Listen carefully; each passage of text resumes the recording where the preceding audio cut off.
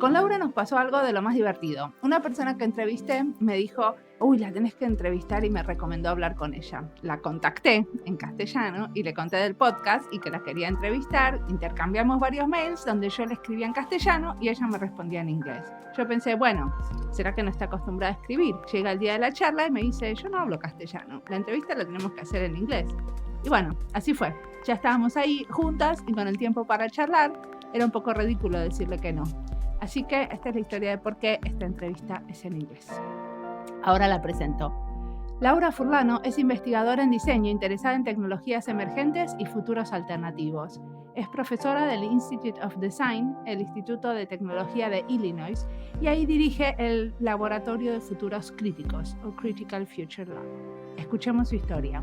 Mi nombre es Mariana Salgado y esto es Diseño y ya.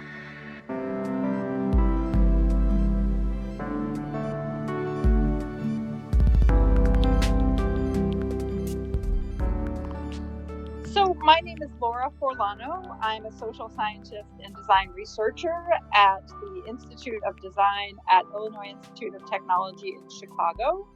And my interest is in studying emerging technologies and building alternative possible futures. I do that by drawing on concepts and theories from the social sciences, in particular science and technology studies and feminist technoscience, and then engaging using design research methodologies such as participatory design, speculative design, but also I'm very interested in feminist fabulation, Afrofuturism, and a diverse modes and methods of engagement. So in my work, I've studied everything from wireless infrastructure to autonomous vehicles to the future of work and automation, computational fashion, network medical devices. In all of these areas, I'm interested in some key questions around subjectivity, materiality, non-human agency, and futures. And so by using design methodologies, we can learn more about some of these emerging areas by both sometimes doing workshops that are more participatory in nature, other times making video or making prototypes. And I'm really interested in how we might learn through the design process and return back to developing some concepts and theories. So really kind of closing the loop and evolving our thinking about some of these topics by drawing on the field of design. So I guess that part of your research then is like design research. So you have some design interventions, right? That's right. Yeah. So I would like you to pick one and tell me about one that recently have given you a lot to talk about. Okay. Yeah, I mean, one of the projects that I've done recently is about autonomous vehicles, and this project was an interdisciplinary project at the Institute at Illinois Institute of Technology, funded by the university, and it brought together an architect, an urban planner, myself, and others to work together to engage in this emerging area around urban design and autonomous vehicles. So the idea behind the project was to really try to understand how cities might evolve in the long term with various new kinds of vehicles. In this project, we created a number of things. One of them was a visualization, which was published in the New York Times, a mapping of the issues that one needs to think about. What are the issues that one needs to think about? Sure. I mean, it was essentially a mind map of sorts of the kinds of issues and topics that we need to think through in order to even begin to understand, what new kinds of transportation systems might mean for cities. So it was essentially a mapping of concepts and issues and topics. So it was a way of organizing those ideas.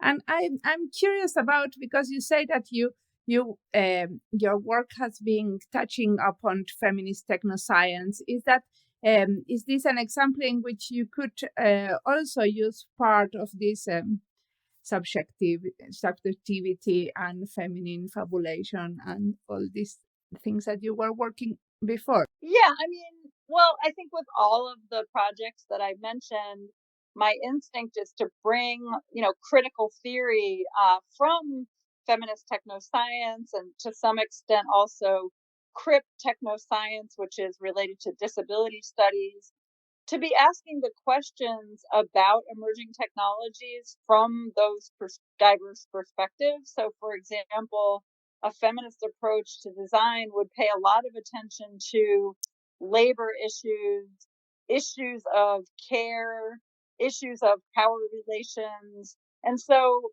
when I hear about some of the emerging technologies that are being essentially developed and advertised and marketed and promoted, my intention is to come at that with a critical perspective.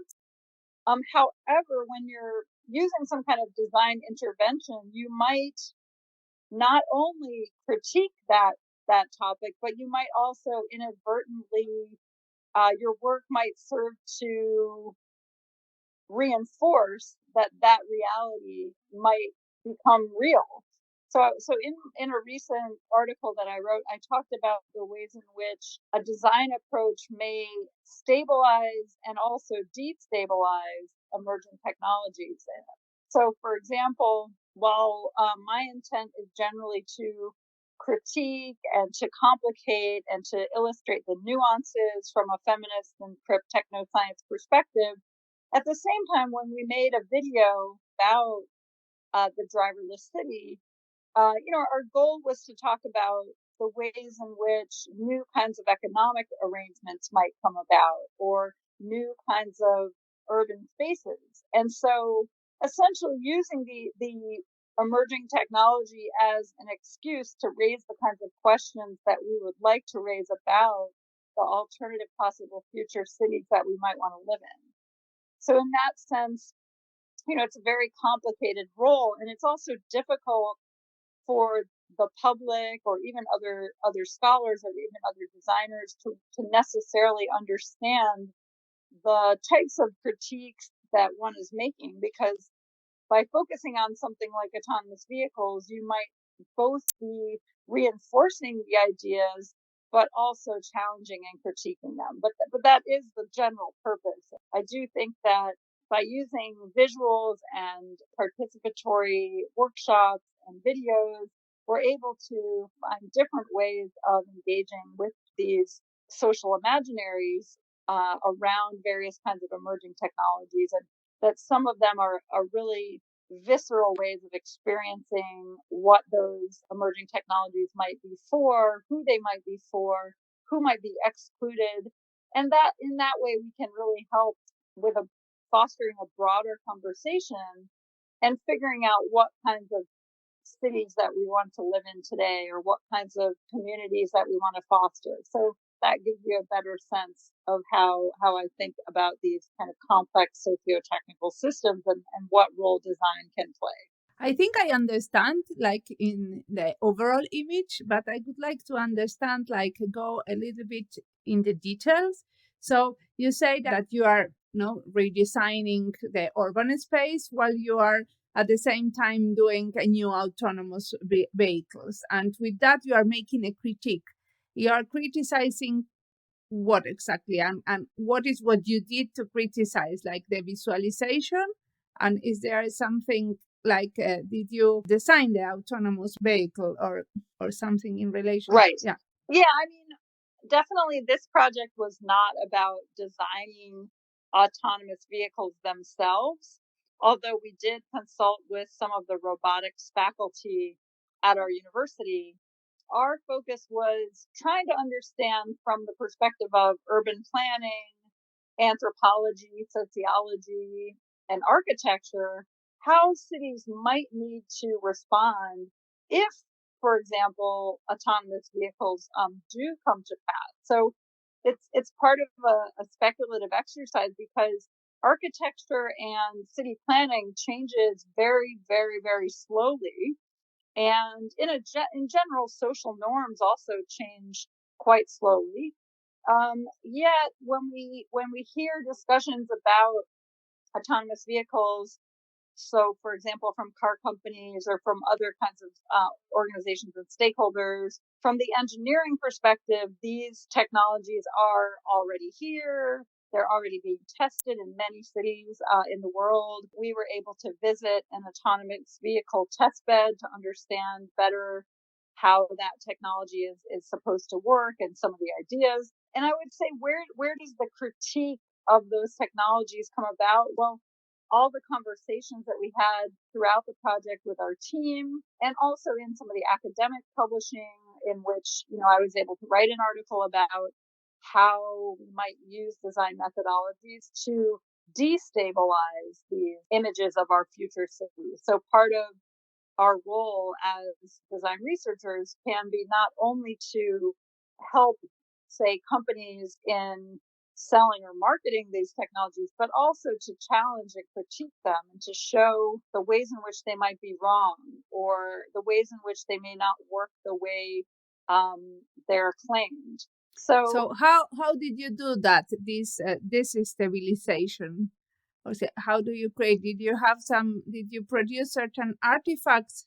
I would say generally in the 3 videos that we made, so there were 3 or 4 components. We developed a game which allowed, it's still essentially a prototype, but it's a game that had 100 tokens, and those tokens were copper with a wooden base.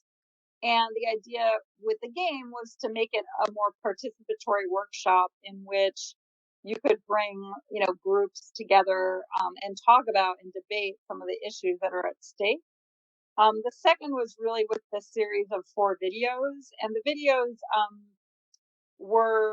I showed them to many groups, including, real estate experts and industry professionals and labor groups and social and economic justice groups. And again, I think that the style of these kind of speculative videos, it's still not well understood. So understanding in what ways is it a critique or in what ways is it helping to kind of sell the technology, I think it's quite difficult because people watch a video and assume that this is a kind of a real reality. But really the purpose of speculative design, it's always about asking questions. So it's about creating some kind of object that can be a provocation. So our videos were intended as a provocation to say, what if autonomous vehicles were real? Could we imagine, for example, an alternative economy around that somehow is supported by that technology? So there's a sort of view that, in one of the videos we talk about the fact that maybe autonomous vehicles there would be less roadkill, and then there would be a greater deer population, and then deer might become part of, an economy. So, I mean, it's about a kind of creative kind of thinking to see what kinds of questions that we want to ask today and what changes we would like to have in cities today that better match our sense of ethics and responsibility and accountability and transparency. And so really, these videos serve more as a provocation about the kinds of worlds we want to live in, irrespective of whether or not the object, the autonomous vehicle, is ever realized or not. It's a way of revealing our own desires and needs and alternative possible futures that we would like to see. So these videos, they were the artifacts that you created to generate a certain discussion that then this is like what you analyzed as part of the content of your research, right? How is the provocation and how people react to these videos? Yeah, I mean, I would say that the project, it was a 1-year project and it involved an interdisciplinary team. And we did, in public presentations, we showed the videos many times, but we never did necessarily a systematic analysis of the feedback to those videos. So I'm speaking more from experience of what kinds of audiences I presented to. And I think there's, we also showed the videos in an exhibition that's part of the Vienna Biennale. And so it was alongside other kinds of speculative design work. So that's mostly what I'm talking about. I do think that there's a real need in the field of design to go even further after these prototypes or interventions or videos are made to do, as you say, and to really get a deeper understanding of how that design worked or what kinds of changes were made. But I also think there's value in using it to go back to theory and concepts about the world and see what kinds of new ideas you can generate from a scholarly perspective as well. Yes, I'm going to ask you something because lately I have been watching some of the Black Mirror series, and I think they are also kind of future speculative. So how do you think is different to be part of making these videos as part of the design research, or just using videos that someone else has done? Yeah, I mean, I think one of the things you learn about making narratives and videos and stories is just about how complex the worlds are. In one of the classes I teach called Designing Futures, we do some exercises around world building, and we realize that to have a convincing narrative and story, you really have to think through all aspects of that world. It's not enough just to have a single scenario or a single object. You really need to think through a wide range of possibilities, which I think is what makes them so valuable for critical thinking, is that you have to think through the ethics of that world. And I've seen that both with work my students have done, but also with that project on the driverless city. And I do think that that's an area that I would like to explore more in the future, is really what kinds of worlds are we making and what are we thinking about. And I'm just really excited about engaging with new technologies and new possibilities. So the project I'm working on now is actually an interdisciplinary project at Durham University in the UK called Material Imagination, together with Margarita Stakova and Tiago Moreira.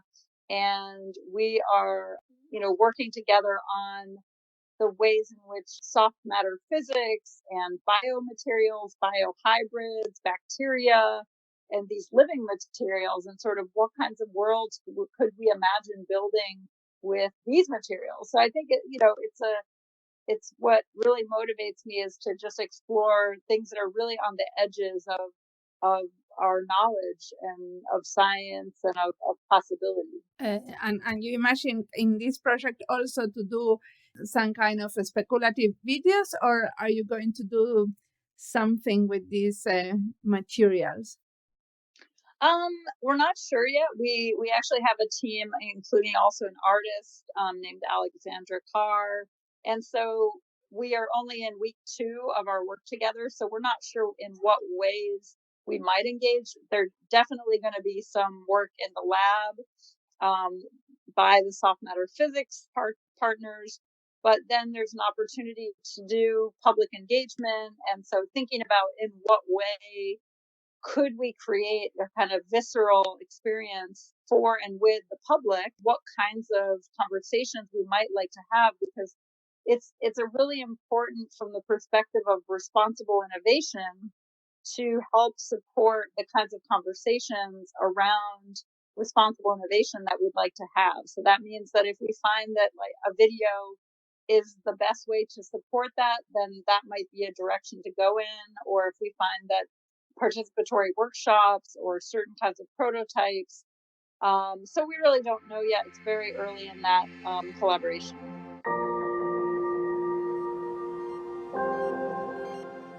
No sé ustedes, pero para mí lo que hace Laura es fantástico. Y es el lugar a donde me gustaría poder ir con mi profesión. Quisiera poder hacer esas visiones de futuros, esas especulaciones.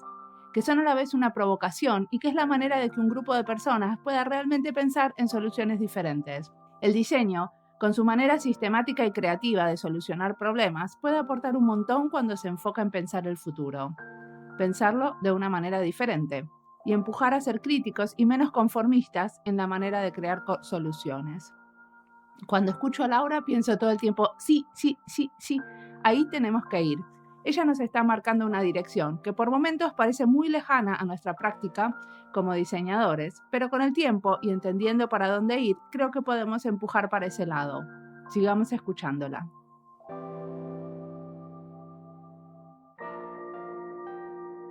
So normally I always ask, what would you imagine doing in the near future, in some years? Yeah, I mean, this latest project is really exciting for me because it translates the work that I've been doing on digital technology and that some of the topics I mentioned, like materiality and subjectivity and more than human futures and non-human agency, and it allows me to translate some of the things I've learned when studying digital technologies to this more biological field, and so I think that's really exciting because I'm really interested in what kinds of theories of more than human agency are necessary for the field of design, and how we're going to create those concepts and ideas. So I think it's absolutely necessary to look both at digital technology and also at the natural world and living materials and the natural environment. And so it's an interesting translation of my previous research agenda, but it allows me to do some kinds of similar things. So I think right now, I mean, this is my newest project. I'm really interested in developing more interdisciplinary collaborations. It's something I've been doing for over 10 years, but it's not that well supported in terms of long-term collaboration. So I'm interested in working with people from different fields. I have other writing and book projects underway. I'm really interested in the cultural sector and arts and sort of how some of my projects might be realized not only in text but in more exhibition format.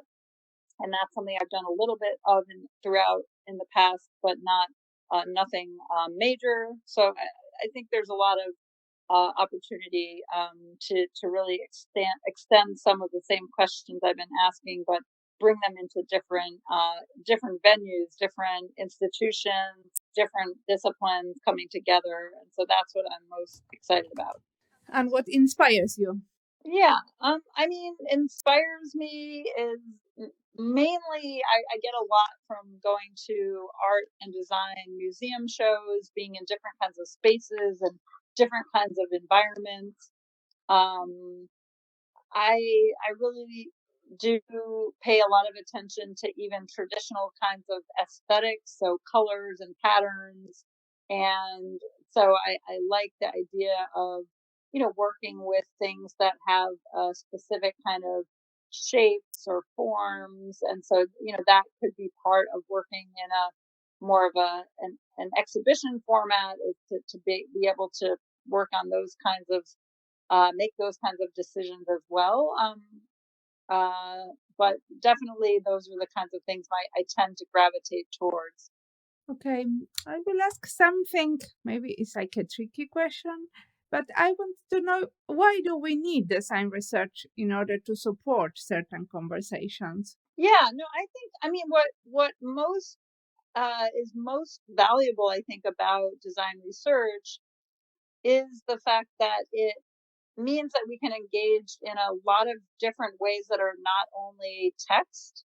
So, but that doesn't mean that we want to just translate or represent scientific concepts or theories in a kind of visual or physical form. I think what's more interesting is using design as a way of asking questions and then trying to then create new theories based on those kinds of questions that are asked.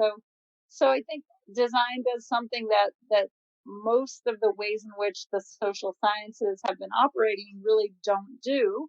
And that's why in recent years there's been such a huge excitement about what are known as inventive methods. So working in much more creative formats in the arts, in the humanities, and in design. So we're really seeing the development of new kinds of competencies and new kinds of communities at the intersections between social science and design, or humanities and art, or even the hard sciences and engineering or computer science. So these, design methods provide a way to create the kinds of artifacts and objects that can support and bridge cross-disciplinary conversations. And that's something that we're actually testing out in the Material Imaginations project. We have a 2-day symposium coming up this week where we'll be using some physical and visual ways of supporting transdisciplinary conversations. And one of the ideas behind that is that in order to form new kinds of knowledge, we also need new kinds of language. And so if we can bring people together and use artifacts and visuals as a way of supporting the development of new kinds of language, that we can also then build new kinds of knowledge. And so that really goes back to design research, closing the loop back to theory and concepts and ideas, and not only design not only as a methodology, but as a way of thinking. And so it's a very rich conversation around design as inquiry and practice-based research, and what new concepts and ideas can come out of that.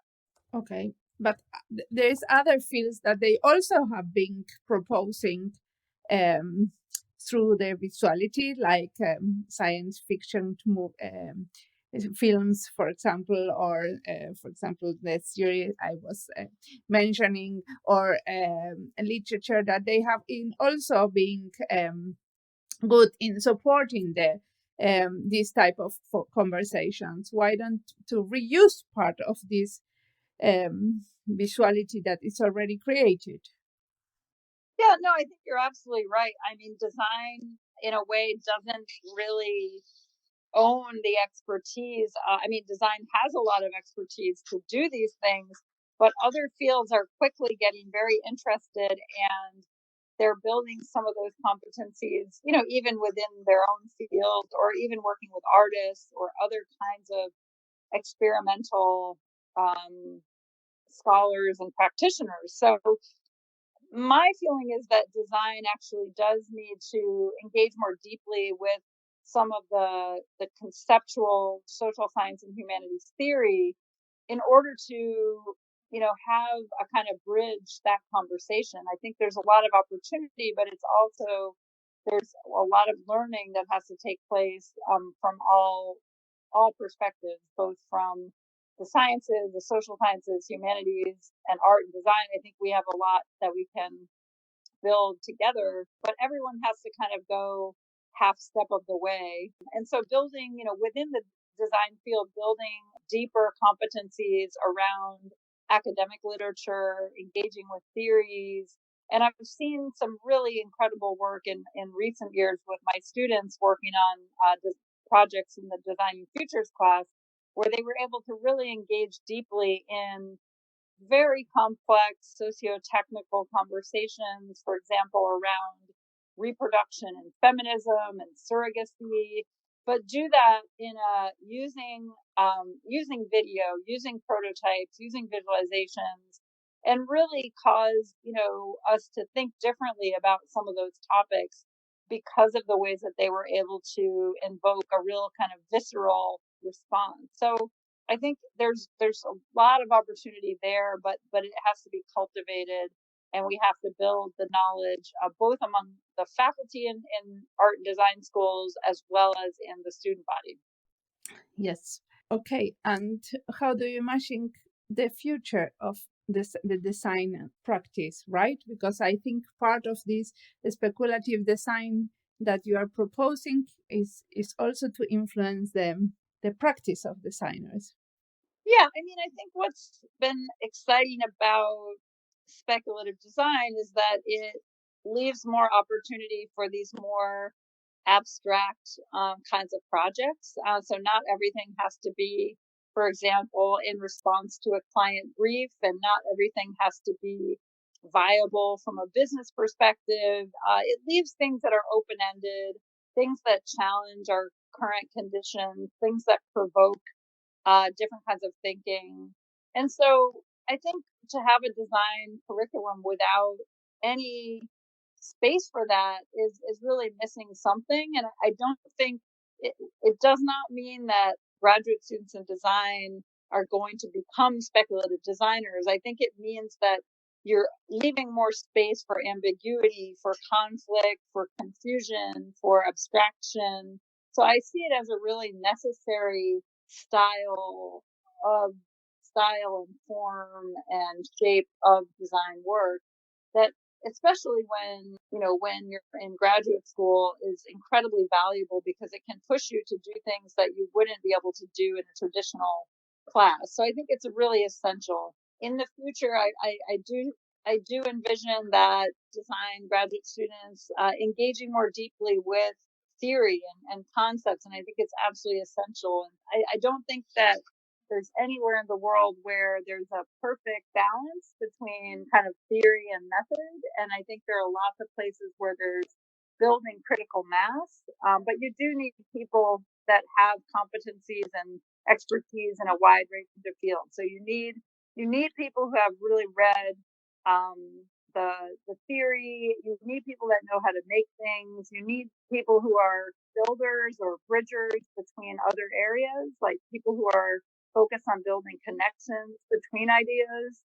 In other fields, we're trained to become experts in one single specialty, and I think one of the values of design is that designers can often work on many different kinds of topics, and that their expertise is sort of knowing how to work in a wide range of topics that they are not experts on. So that feeling of being able to work with uncertainty, there's a lot of valuable skills that designers can bring and can help uh, other specialists kind of learn their way around in a new project. I think I have asked everything I wanted to ask. Do you feel like I have asked enough? Is there something that you would like to answer that I didn't ask? Sure. I mean, I could talk briefly. I mean, one of the projects that I didn't mention, partly because it's not clear whether it's really a design research project in any way. It's more of a traditional qualitative research project, but it's also using a kind of unusual methodology, which is autoethnography, which basically means writing about your own experience. And one of the things I've been doing in recent years and publishing about is my experiences using networked medical devices, in particular an insulin pump and a glucose monitor, which is a sensor based system. And so I'm doing some writing about that topic, and it requires the ability to kind of really observe your intimate interactions with a technology. And I'm type 1 diabetic, so I'm using these technologies as part of my everyday life. But it's allowed for a different kind of window in terms of understanding emerging technologies, using the kind of first version of this hybrid closed loop system, which is an insulin pump that uses an algorithm to quote unquote automatically adjust your blood sugar. So it's an unusual project, but it's one that I think the design field could also learn from, because the idea of doing participant observation or doing autoethnography, like to really be an intimately connected with your field of study or your topic of study, it's a useful way of observing, and it's a way that you can get access to the experiences of using emerging technologies. So I think in the way in which it might inform design, it's about understanding, if you want to think about the user, it could be about understanding the user experience It could also be about understanding what we might mean when we say post-human subjectivity, so meaning the breaking down of the boundaries between what is a human and what is non-human, and from the perspective not of transhumanism, which I'm very critical of, but more of thinking about these discourses about the more than human. So how we can expand our understanding of what it is to be human by looking at these intimate relations that we have with non-humans. So that's a big part of the conversation right now in terms of how can we decenter design? How can we move away from the user or the individual human as the focus of our design projects? How can we work in expanding the scale and the scope of our projects? So looking at more at socio-technical systems and looking at the ways that things are much bigger than the kinds of problems that we tend to focus on in an individual design brief. Okay, tell me, what did you discover about yourself doing this autoethnography project? What did I discover about myself, or what did I discover about human machine relations? I think is sort of what interests me. You know, one of the biggest ones really is about something I'm writing about now, is about the ways in which the sensor technology, it's very disruptive to your everyday sleeping pattern. So it tends to wake you up throughout the night, multiple times a night. So that has been an interesting experience. And in terms of thinking about design and sort of what kinds of systems we might want to design in the future, definitely thinking about issues such as interoperability, the ways in which our health system is organized, and the ways in which often you are locked in to a specific system with a specific company versus, for example, an open source or a way of working across multiple systems. So you learn a lot about the way that technologies are imagined and controlled. But I don't understand something. You say that by using this technology, you could kind of crinkle it, like you can yourself put the settings, right? Why would you let this disrupt your sleeping? Well, that's a really great question. But no, actually, the way that the algorithm works, that the algorithm is constantly adjusting. And one thing that's very interesting is the ways in which, if you think about agency, human agency and non-human agency, in this version of the device, both because of legal reasons, um, the fact is that legally, in order to assign agency to the device, that means that the human has to always be informed or notified. So the fact is that there's a lot of labor and work that the user or the patient has to do in order to make the algorithm work. So you have no choice. But if you want to use the technology and, for example, it wakes you up every hour all night long, you just have to, that's what you're signing up for. Now you can turn off the sensor, but then you're also turning off the ability for that algorithm to do its job.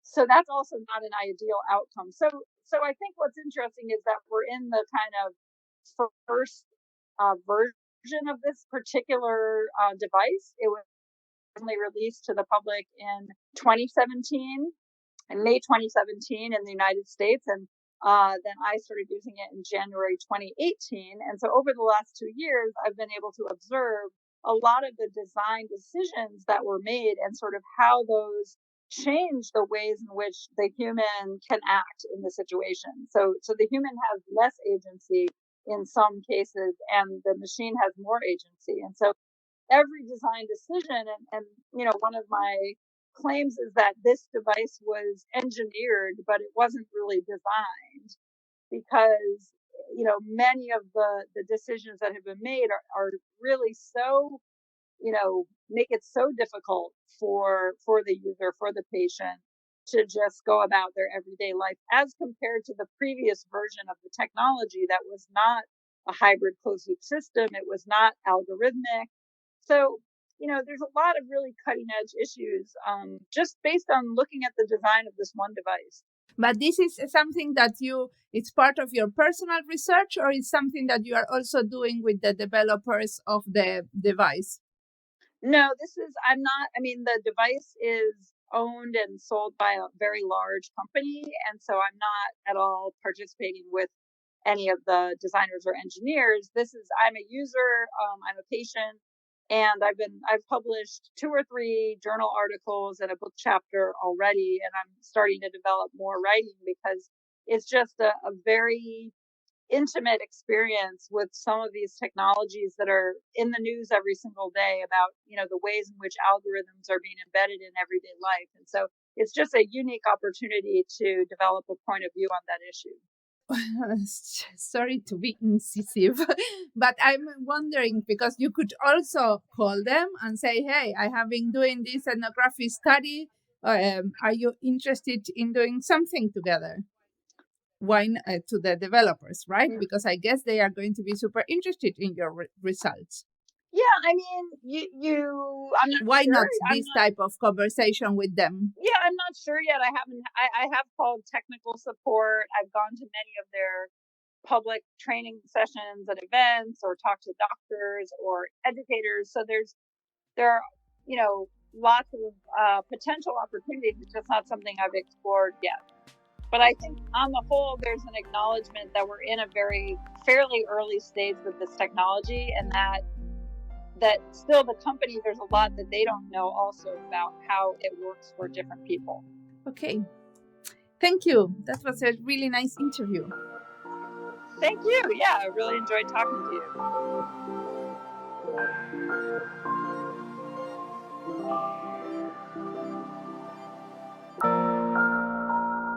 Algo que me pregunto todo el tiempo es en qué idioma tiene que ser este podcast. Y la verdad, no sé.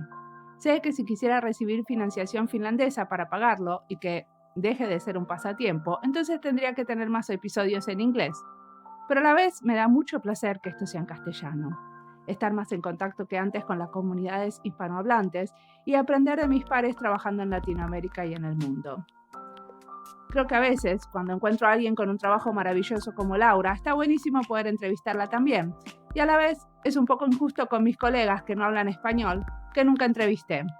Sería otro recorte si me pongo a entrevistarlos. Quizás alguna vez lo hago, en inglés, por ejemplo, una serie sobre diseño en el gobierno. Pero la verdad, no sé quién me escucharía, porque nuestra audiencia es hispanohablante y no tengo ni idea cuántos de ustedes entienden inglés.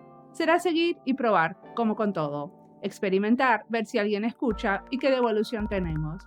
Y ver si da a seguir por ese camino, pero no en el futuro cercano, porque todavía creo que hay que seguir en castellano. Y tengo muchas entrevistas hechas así. Ya veremos.